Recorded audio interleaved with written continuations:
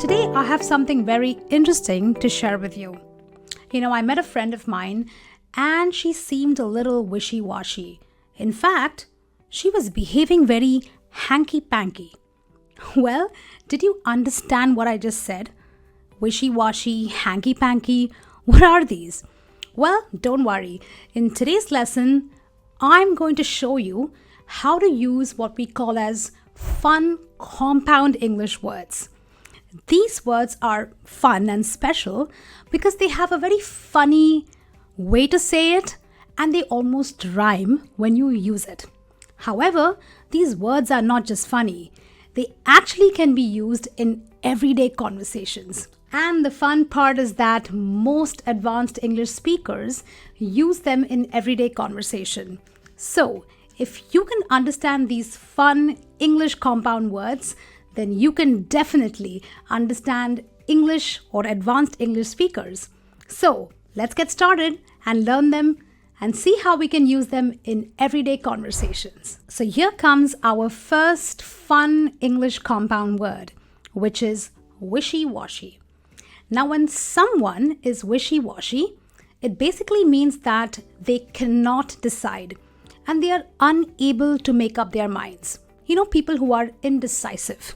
So, I could say something like, Tom is someone I don't like to go out with. He is very wishy-washy and cannot seem to make any decisions. Or I could say, hey, stop being wishy-washy and you better choose what you want to eat. In other words, don't take so much of time to decide or don't be so uncertain about what you want to eat. Go ahead and make that decision. That is wishy-washy. Okay then, here comes our next fun word, which is hanky-panky.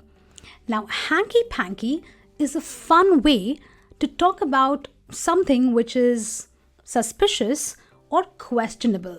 So sometimes certain people behave in a very questionable way or a very suspicious way. And that means that they are being dishonest or doing something which is not quite right. In other words, they are being hanky-panky. So I could say something like, I think there is something hanky-panky going on with our financial records. We're not sure why the money seems to be missing. Or you could say something like, the teacher caught two students doing some hanky-panky business during the test. In other words, they were being dishonest and their behavior was quite suspicious or questionable. That is being hanky-panky. Tittle-tattle, tittle-tattle. Well, this sounds like a funny sound, but it's not just a funny sound. It is another of our very funny English words. Now, tittle-tattle usually refers to gossip or casual conversations that you have with people, especially when you are spreading rumors or gossip. In other words, you are doing some tittle-tattle. In a sentence, I could say, I don't like office tittle-tattle. It really puts me off. Or you could say, my friends always engage in a bit of tittle-tattle. They love to gossip, right? So if you are someone who loves to spread rumors or just indulge in casual conversations, well, you are somebody who loves to tittle-tattle. All right, here comes our next word, razzle-dazzle. Now the word razzle-dazzle sounds like it is very shiny, right? And you're kind of correct because the word razzle-dazzle means that something is very showy, which means it is something that is meant to impress other people because of the way it looks. It looks very shiny and glamorous. And as I said, very showy.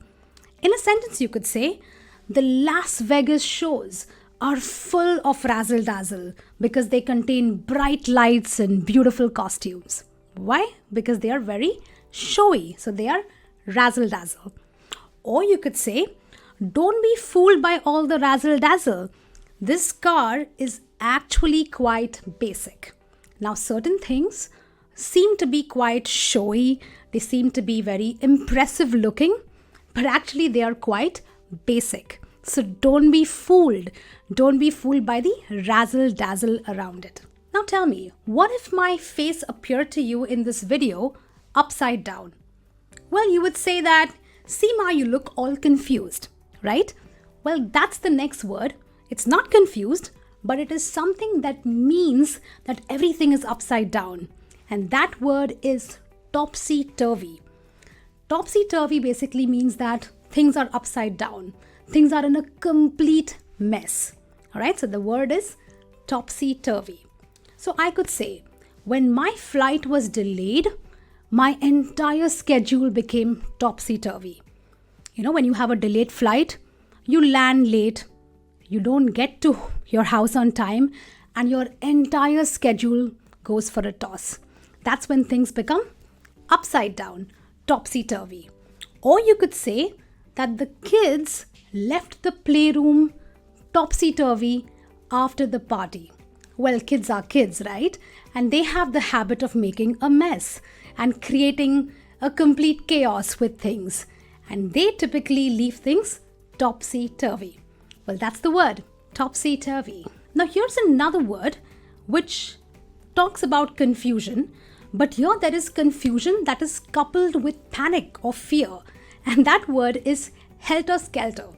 Helter-skelter refers to being confused, but also full of chaos and panic because you're scared. So, for example, I can say, when there was an earthquake, people ran helter-skelter. They were obviously confused, but there was panic, there was fear, and that is the reason why they went helter-skelter. Or you could say, don't do your homework in a helter-skelter manner. Take your time and do it properly. A lot of people get scared because they're not good at doing their assignments or studies, and they do a job in a very quick way because they don't want to take the time. They are scared to do it properly. Okay, so they do it in a helter-skelter way. That's the word for you, helter-skelter. Now, do you know some people take a very long time to do something? They don't do things fast enough. What are they doing? They are dilly-dallying. So dilly-dally is a word which means that you are taking a very long time to do something. You are not doing it fast enough, and that's not a very good thing. So I can say something like, don't dilly-dally. We might be late for the movie. So don't take your own sweet time. Hurry up. Here's another example. You can say, do not dilly-dally at the store. We have a lot more errands to run. Some people take a very long time to decide what they want to buy. What are they doing? They are dilly-dallying. So dilly-dallying is taking a lot of time to do something and not going fast enough. Dilly-dally. Don't do it. All right, I have another fun word for you, and this word is literally fun because this word is Hokey-Pokey, which actually is used to describe something very silly or foolish or something very fun. In fact, there is a fun dance called Hokey-Pokey. So I could say something like, the kids love doing the Hokey-Pokey dance at all parties. Or I could say, that's enough Hokey-Pokey for now. Let's get serious about the project. Okay, there are some people who want to do Hokey-Pokey business or have fun even during serious conversations.